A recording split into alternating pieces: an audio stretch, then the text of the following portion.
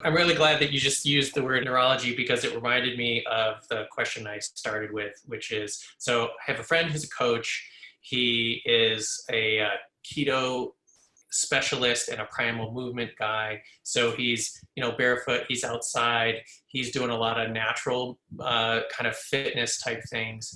And he has ADD, and he was told that he's probably had it his whole life. And actually his brother and sister probably have it, and his dad probably had it. And he just never knew. He just thought he was, bad at things. And so he's created some stuff that is only now kind of being worked through because he's been able to identify it. So your story really resonates with me when you talk about like, oh, I didn't know what this was. So until he was kind of told like, oh, now that you've been tested, now that you've been diagnosed, now that we kind of recognize what you're going through, you're able to say, oh, all the things that you mentioned, yes, I have all of those things, but I didn't know that having all those things meant anything.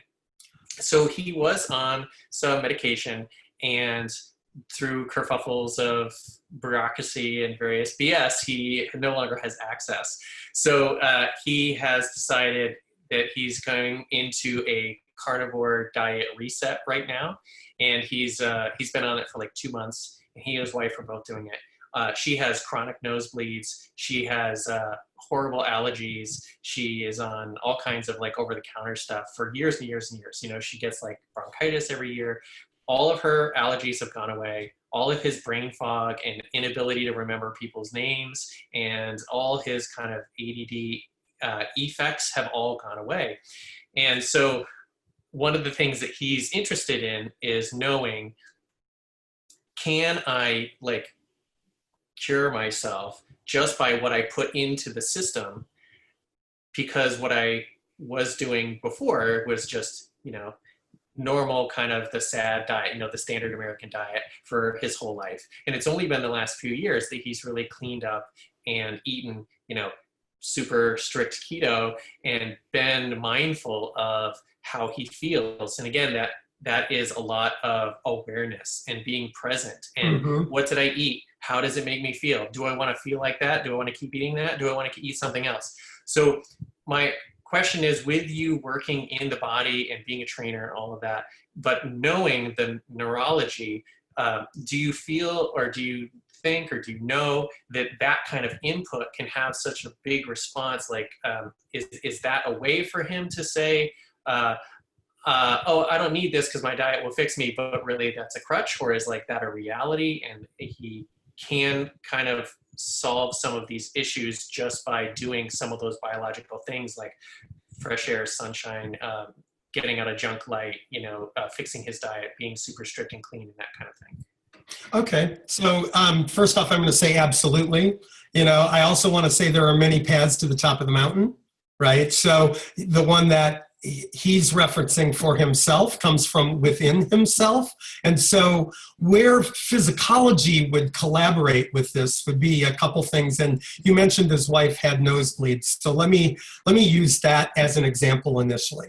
So with our walking scanner right here, we define the intention of another person neurologically through our septum, right? So what Physicology would say is, okay, why is this person bleeding with their scanner, right? What within them? It's one of two things. It's either they don't trust the information that's coming towards them, or they're blocking the information and it's beyond what their self-structure is capable of sustaining by themselves, and therefore their body is giving a dialogue that is bringing their attention to what might be going on with that.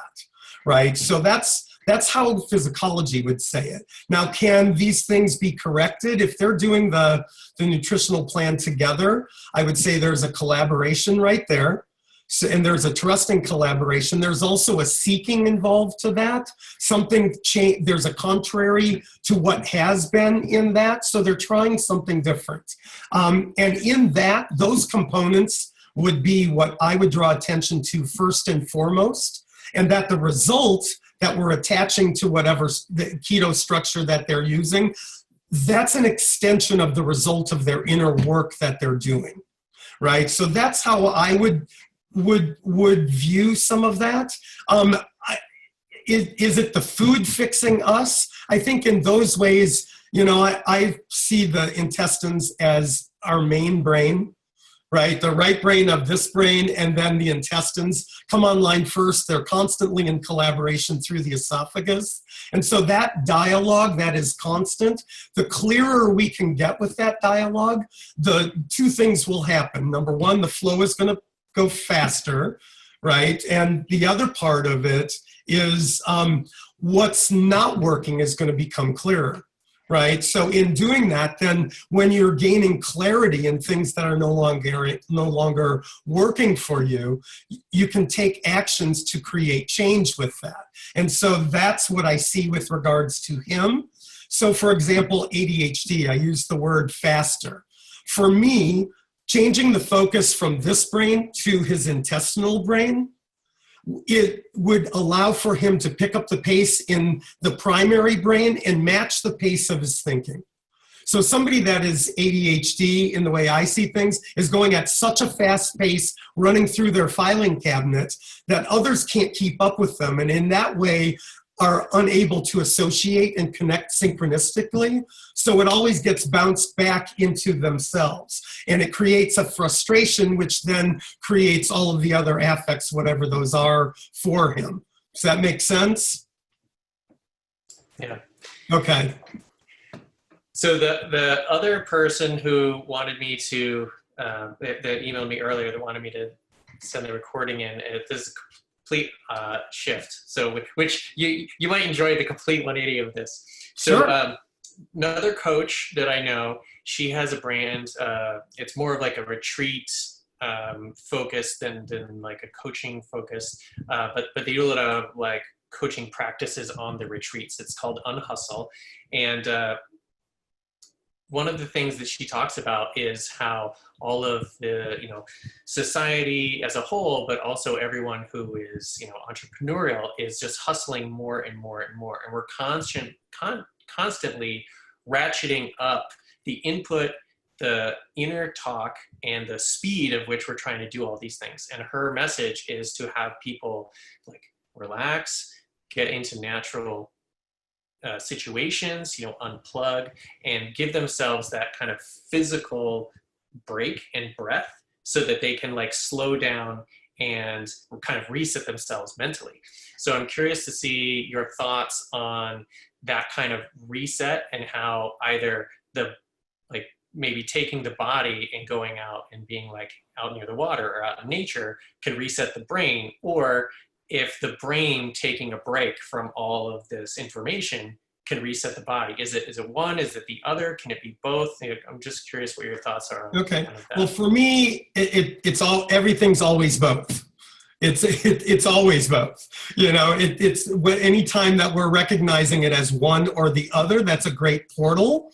But when you've got a seesaw and it's either this way or this way, you're going to recognize those imbalances, even if you don't know that you're on the downside or you're on the upside at the time, right? And so in those moments, the body and body, mind, soul always works in balance. Always, it's a given. We come in that way. That's our set point.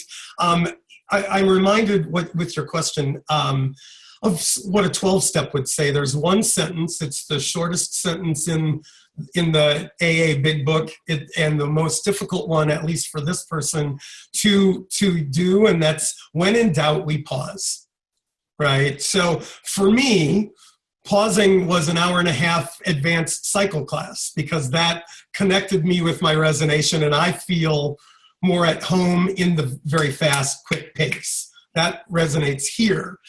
The challenging work for me is to pause. I've done it over times in my life, mostly because I've forced myself to, by bouncing off of some wall in the outside world and having to bounce back, and those things actually became health issues, right, for me ultimately. But along with that learning, I've been able to take it from the outside structuring me to bringing it inside my own body and structuring it. So for those that are able to take moments and pause and reset themselves, it's like letting the dust settle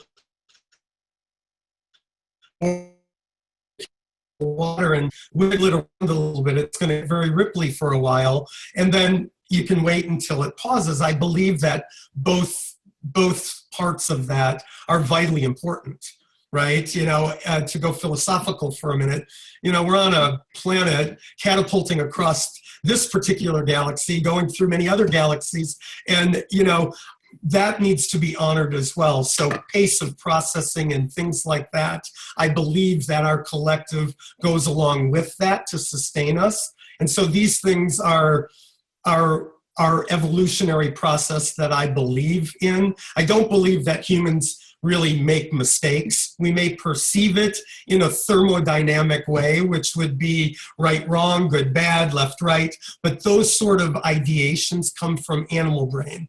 And I believe our original conception is angelic, the conceptual part of ourselves, right? So anytime we can reconnect in any way that we can get to do that, great, absolutely great. Does that answer your question? Yes, no, it really does. And it's great that you talk about it in that way, because my coaching practice is based on the equilateral triangle of, equalizing the mind, the body, and the spirit. And so I will have sometimes people come in and they want to develop their fitness. And then I'll start asking them about, how's their sleep and how's their stress level and how's their relationship, because that's going to take a lot of energy away from their ability to get fitter. And at first they'll kind of be like, no, I don't want that side. I want this side. But to me, they're all connected. So just like you said, oh, it's both. Yeah. So I was like, yes, exactly. It's both. Yeah. So I think that at least makes sense to me. And so I think that speaks to us as a system. So like you were saying, it's a we, not a me. So I feel like that's also the same in ourselves, because we have this system where all of these different parts, kind of like we play all these different roles. But the thing I wanted to ask about is, so for myself, I always use the word spirit, and part of that is for the spiritual part of us, but also I like the connotation of someone having a lot of spirit, like you would say about a horse, like, oh, it's a spirited animal, they have a lot of themselves, so I really like that concept or that application of the word. And when you say soul and you speak of this angelic nature, so I'm curious if you can go into more of that and how the specificity of that fits into my Physicology, especially if there's any connection between that and the Infinity 8. Sure. Okay. So again, it's always both, right? So I had a class in my doctoral program on exactly the question that you're asking. What's the difference between soul and spirit? Are you familiar with the story of Narcissus, who looked in his reflection and couldn't get out of his reflection by the island of Lesbos and ended up in a bunch of pieces on the island ultimately? Okay, so that was part of the topic of conversation about this. And it's like, well, what does that mean? Well, soul it encompasses. It does not suggest movement. It just is, right? I see the feminine that way. It's just pure love. It's there, period. Spirit suggests movement, right? And so I see spirit more as the dropping into the masculine components of soul, and then the soul itself as just essence itself. So I have a book that was written in the late 1800s. It's called On Sex and Character by a guy named Otto Weininger. And it was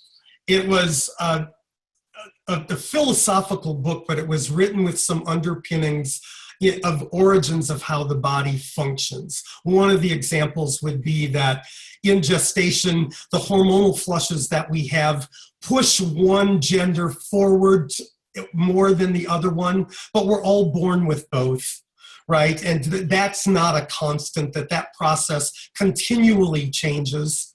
Now that was written in the late 1800s, and we're just now currently getting more elevated awareness of transgender or the differing terms or people moving through differing genders, and what does that mean for us? And so it's taken over 100 years for just that process to go. But also in this book, they wrote about genius. So they would talk about women automatically have genius and men have to strive to achieve it. So to me, that reminded me of the conversation of soul versus spirit. We're all both, always.